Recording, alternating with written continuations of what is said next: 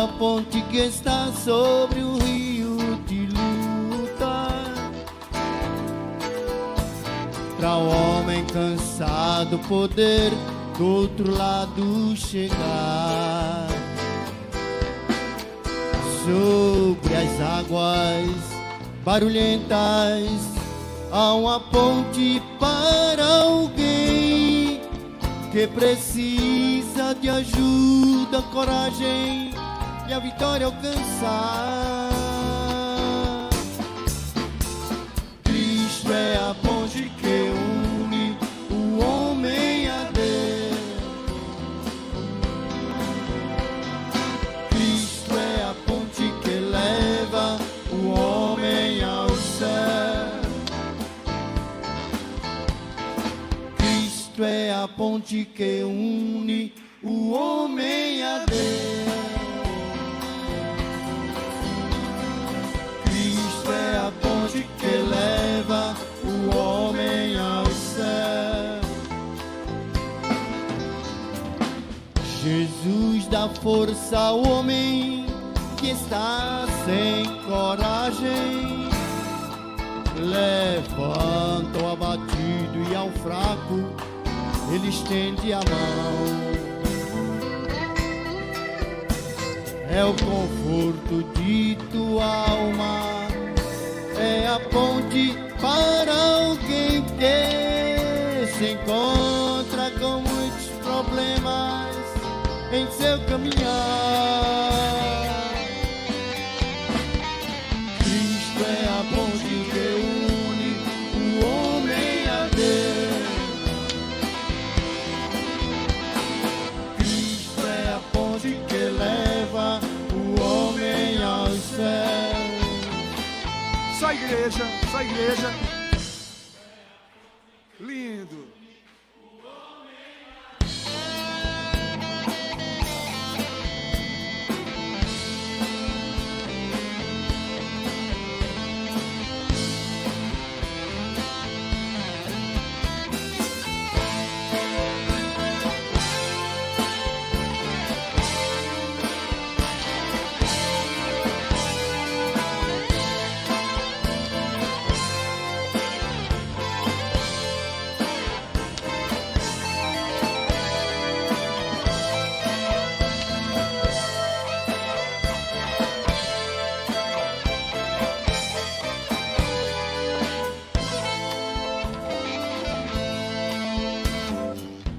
Se levas uma cruz, eu te peço que não desanime. A luta que passa em tua vida é pra glória de Deus. Ser firme nesta ponte que ampara os teus pés dessas águas confusas que passam na vida de alguém. Cristo é a ponte que une o homem a Deus. Cristo é a ponte que leva o homem ao céu. É a última vez, forte. Cristo é a ponte que une o homem a Deus. Cristo é a ponte que leva o homem ao céu. Cristo é a ponte. Espero que você tenha se deleitado com esta belíssima música interpretada pelo conjunto Embaixadores de Sião. Estamos iniciando mais um programa Opção para a Vida nessa manhã de terça-feira, hoje 30 de agosto. Você deve estar lembrado, ontem nós iniciamos a primeira parte da mensagem que tem como título Em Quem Devo Votar? Nós estamos mostrando, à luz das Escrituras Sagradas, a posição do cristão, que não pode votar e nem deve votar num candidato que defende o aborto, as ideologias de gênero, a liberação das drogas, a erotização das crianças, a corrupção. Provavelmente muitos desses candidatos, eles têm suas posições com relação a isso que eu acabei de falar. E nós, como cristãos, não podemos dar o nosso voto a esses candidatos que serão nossos representantes, porque amanhã, depois deles serem eleitos, nós não temos que reclamar quando eles impuserem ou fizerem com que a nação, as famílias, concordem com suas ideias ou suas ideologias. Por isso, nós temos recomendado aqui que você, como cristão, deve saber em quem deve votar. Alguém já disse que essas eleições não será disputa entre um candidato e outro, um partido contra outro, mas a luta do bem contra o mal. E é por isso que nós chamamos a atenção dos nossos amigos, irmãos, telespectadores, internautas, sobre esse tema, em quem devo votar. Mas antes, façamos uma oração, como eu tenho feito aqui todos os dias, intercedendo por nossa pátria, para que Deus continue nos abençoando e continue permitindo que nós desfrutemos dessa liberdade, porque sabemos que há países aqui do nosso continente que já não há mais essa liberdade de expressão religiosa. Cuba, Venezuela, Argentina, a Nicarágua agora mesmo, tem cristãos que estão sendo presos, pastores, padres, por causa da ideologia, né, do comunismo que está sendo implantado no nosso continente. Nós não podemos permitir, como cristãos, por isso precisamos de orar, interceder, clamar, para que Deus guarde a nossa nação do comunismo. Essa tem sido a nossa oração. Curva a sua fronte e juntos oremos ao Senhor.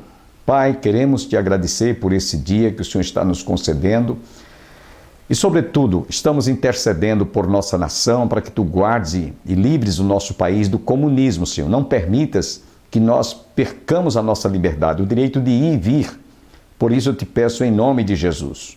Orienta o povo e a nação brasileira, principalmente os cristãos, nesse momento em que nós estaremos decidindo os destinos da nossa nação.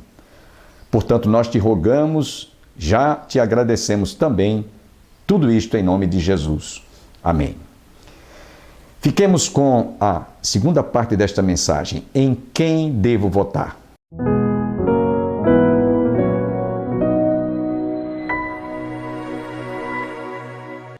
De Moisés, que estabeleceu as leis, os mandamentos e tudo que eles precisavam de ter como normas de vida, princípios de vida para a família e para tudo, eles desprezaram. Não, ó Deus, nós não queremos mais o teu reinado, o teu governo, nós não estamos mais dispostos a continuar recebendo o governo teocrático, nós queremos ter um governo democrático como tem as demais nações, queremos parecer como as demais nações. E eu quero dizer para vocês que até hoje Israel está dando passos errados.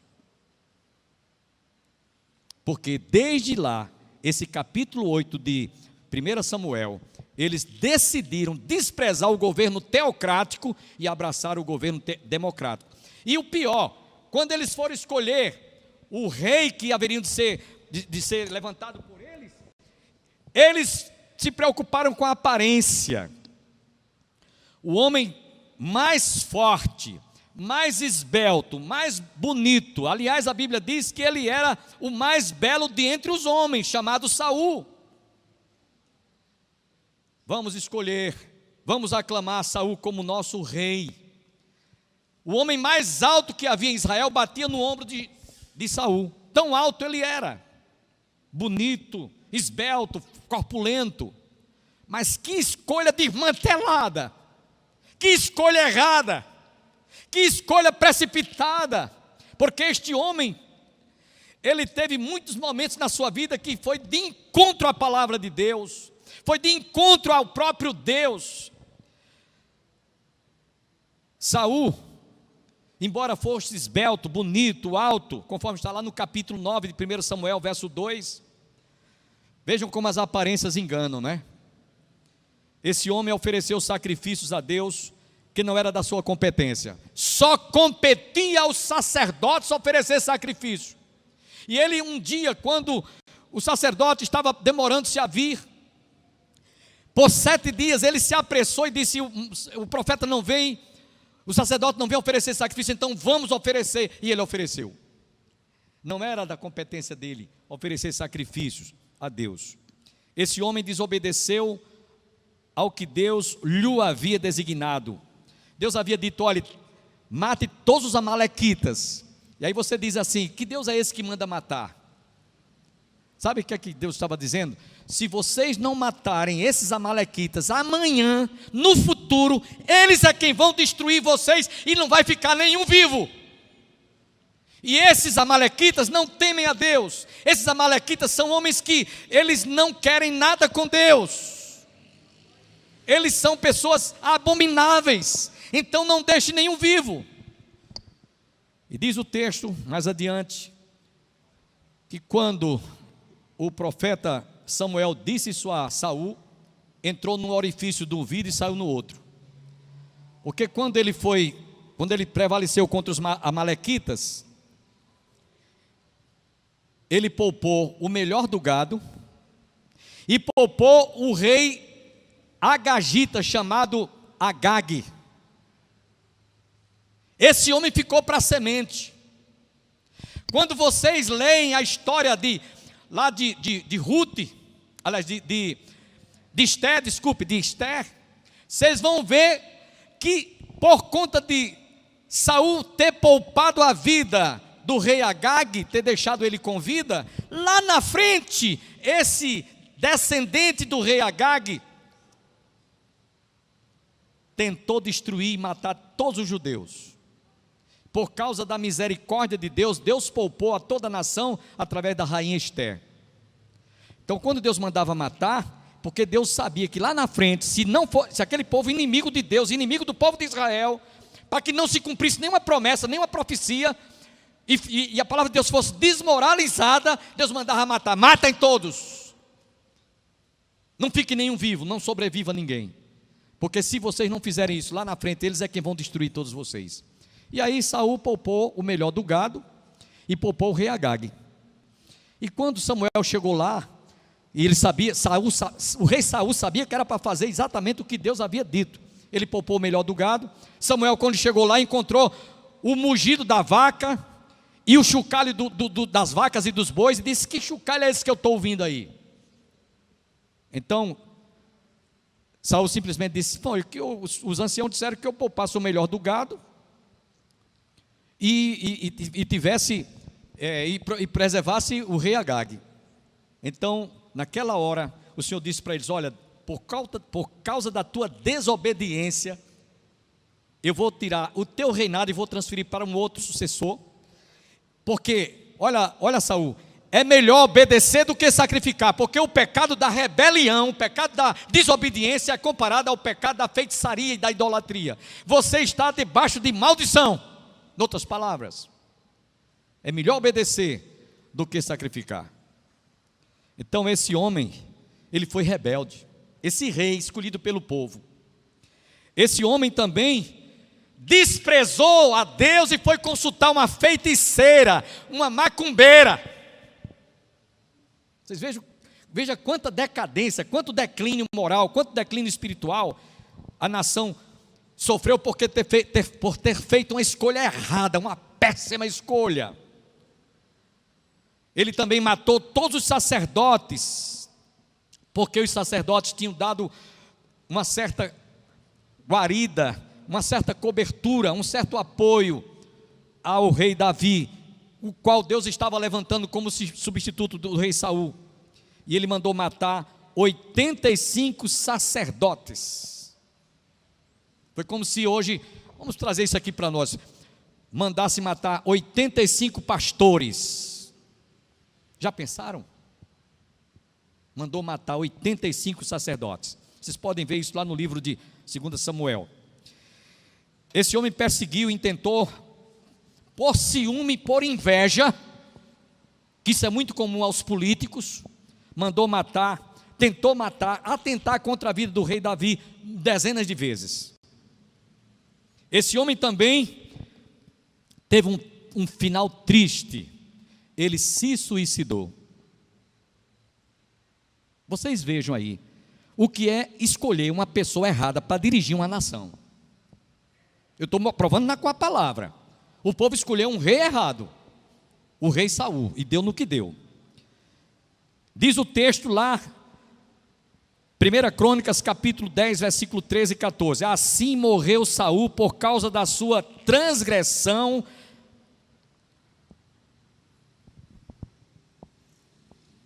contra o Senhor, por causa da palavra do Senhor, a que ele não guardara, e também porque interrogara e consultara uma necromante, e não o Senhor, que por isso o matou e transferiu o seu reino a Davi, filho de Jessé. Então vejam a luz da palavra, irmãos, quanto custa caro escolher um líder ou um governante errado. Como custa caro? Quem vai sofrer é a nação, quem vai sofrer é o povo. O profeta Isaías, no capítulo 5, versículo 13, ele declara: portanto, o meu povo será levado ao cativeiro por falta de entendimento.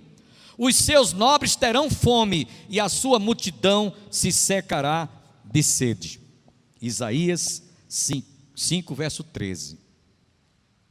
Então, baseado nessa introdução, que até aqui é uma introdução desse sermão, eu vou chamar a vossa atenção para o versículo 18.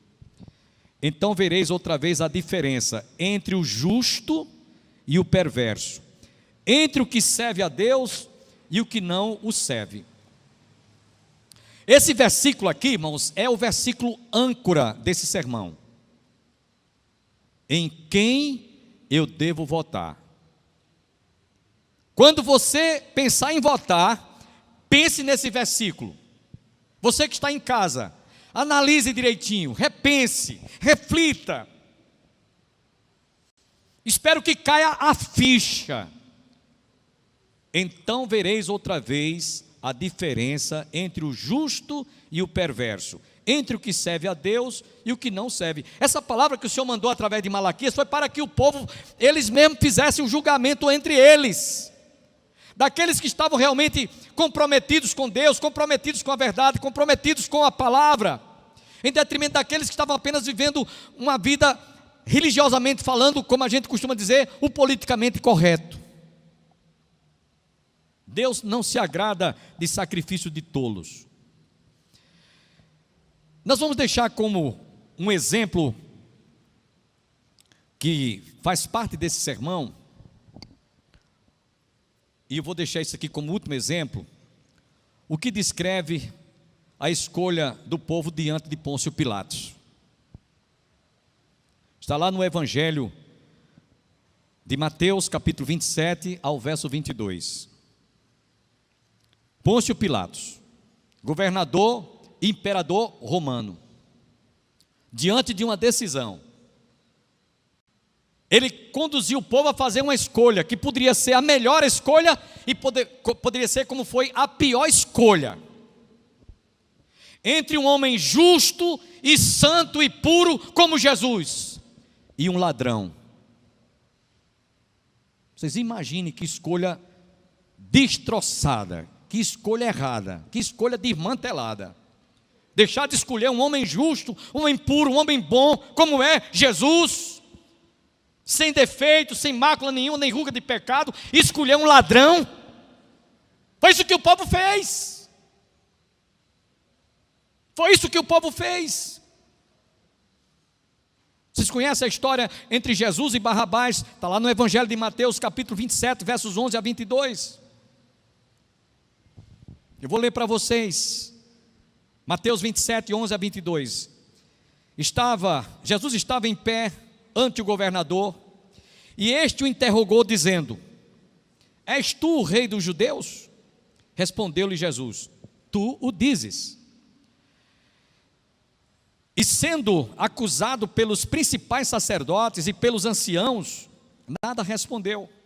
Então lhe perguntou Pilatos: não ouvis quantas acusações te fazem? Jesus não respondeu nenhuma palavra, vindo com isto admirar-se grandemente o governador. Ora, por ocasião da festa, costumava o governador soltar ao povo um dos presos conforme eles quisessem. E naquela ocasião tinham tinham eles um preso muito conhecido, chamado Barrabás. Estando, pois, o povo reunido, perguntou-lhes Pilatos: a quem quereis que eu vos solte? A Barrabás ou a Jesus chamado Cristo? Porque sabia que por inveja o tinham entregado. E estando eles no tribunal, sua mulher, olha que mulher sábia, que mulher sensata, a mulher do próprio Pôncio Pilatos, sua mulher mandou um recado: não te envolvas com esse justo, porque hoje em sonho muito sofri a seu respeito. Mas os principais e os anciãos persuadiram o povo a que pedissem a Barrabás e fizessem morrer Jesus, de modo que perguntou-lhe o governador: qual dos dois quereis que eu vos salte? Responderam eles: Barrabás. Replicou-lhes Pôncio Pilatos: que farei então de Jesus chamado Cristo? Seja crucificado. Responderam eles. Irmãos, vamos pensar aqui quantas decisões erradas, precipitadas, desmanteladas se tomam na hora de tomar uma decisão quanto à escolha de alguém que é justo, que a gente dê um voto de confiança, que a gente realmente possa dizer: nesse aí eu estou acreditando, eu estou apostando nele. Mas o povo sempre, a tendência é o povo fazer a pior escolha, escolhe o que não presta. Entre Jesus e um malfeitor, o povo escolheu um ladrão para que fosse solto. Vocês estão entendendo? Como o povo, na hora de tomar uma decisão, a decisão é ordinária, é a pior que vocês possam imaginar. Quem era Barrabás? Embora o seu nome significasse Rabi no hebraico, que quer dizer mestre, ele não tinha nada para ser mestre de nada. Ele podia ser mestre e doutor em roubar, como o próprio Jesus foi chamado de Rabi também, mas de forma digna. Enquanto que Barrabás, que o seu nome significava Rabi, não tinha nada que fizesse jus ao seu nome. Pois este homem, segundo o Evangelho de Lucas, capítulo 23, verso 19, nos diz que ele estava preso no cárcere por causa de uma sedição na cidade, e também porque era homicídio. Ele tinha cometido homicídio. Em João 18,40 diz que ele era salteador, ele era assaltante, ele tinha a profissão, se é que a gente pode dizer de profissão, de roubar, de assaltar. Se fosse hoje, era como muitos que estão aí assaltando, tomando celulares aí à torta e à direita, roubando automóvel, assaltando as casas, fazendo todo tipo de furto. Era o que era Barrabás, de acordo com João 18,40, ele era salteador. Meus irmãos, nós vemos que em nossos dias há muitos Barrabás. Há muitos Barrabás querendo ocupar cargos públicos sem ter a menor dignidade para realmente gerir o que é público. Não tem, mas estão aí, naquele afã. Então, nesse sermão, eu quero que vocês entendam uma coisa: longe de mim, querer comparar o atual presidente a Jesus, embora que ele tenha o sobrenome de Messias, longe de mim, porque quem salva essa nação não é o atual presidente, nem quem vier, é Jesus. Jesus, Ele é quem salva esta nação. Não alimente a sua fé num candidato A ou B ou C ou D, é Jesus de Nazaré. Portanto, longe de mim ter a pretensão de comparar o atual presidente a Jesus, o Messias, enviado à casa de Israel, nem tampouco comparar o ex-presidiário Barrabás o ex-presidente Barrabás, longe de mim, mas tira as suas conclusões. O que nos chama a atenção aqui, irmãos, o que nos chama a atenção nessa escolha aqui, diante de Pôncio Pilatos, foi a escolha errada que o povo fez. A escolha errada. Chama a atenção para isso. É isso que nos chama a atenção.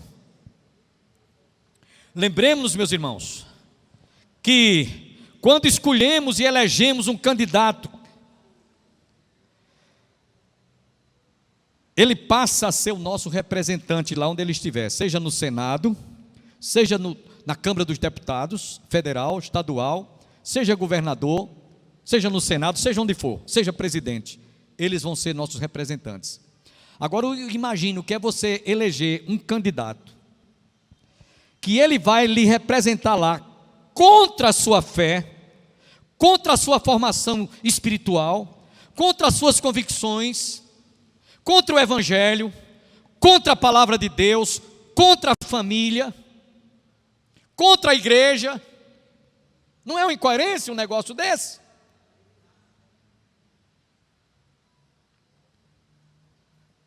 Quando escolhemos, meus irmãos, e elegemos um candidato, ele vai estar lá sendo como se fosse você.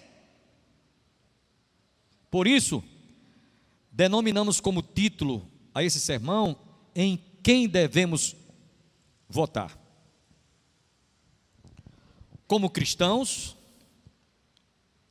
que cremos que a palavra de Deus é a única regra de fé e prática, nós nos pautamos pela palavra, nós nos regemos pela palavra, nós estamos debaixo da ordem desta palavra, que é a única regra de fé e prática, a palavra de Deus. Seria uma incoerência muito grande. E eu vou dizer aqui mais uma coisa que eu preciso de dizer. Seria a falta de vergonha na cara de muitos cristãos eleger determinados candidatos que eles são incoerentes nas suas posição política perante a nação. Muitos cientistas políticos, eu tenho ouvido muitos deles nesses últimos dias, a conclusão que eles chegam é a seguinte: o pleito deste ano para a escolha dos nossos representantes, governador, deputado federal, deputado estadual, senador e governador, é mais uma questão não é uma questão política de candidato A e candidato B, é a luta do bem contra o mal. Ponha isso na sua cabeça. É essa disputa que nós vamos ter no dia 3 de outubro. É a luta do bem contra o mal, repito. Nós cristãos, meus irmãos, não podemos e nem devemos escolher quem defende o aborto. É uma incoerência eu votar em candidatos que defendem o aborto. Amanhã você está convidado a ouvir a conclusão desta mensagem. Eu agradeço a todos que estiveram conosco e que todos recebam as bênçãos do Pai, do Filho e do Espírito Santo, e até amanhã. Muy cansado estou, mas procuro, Senhor, dele é a voz que eu almejo ouvir. Na gloriosa manhã ou à noite a dormir, haverá paz no vale pra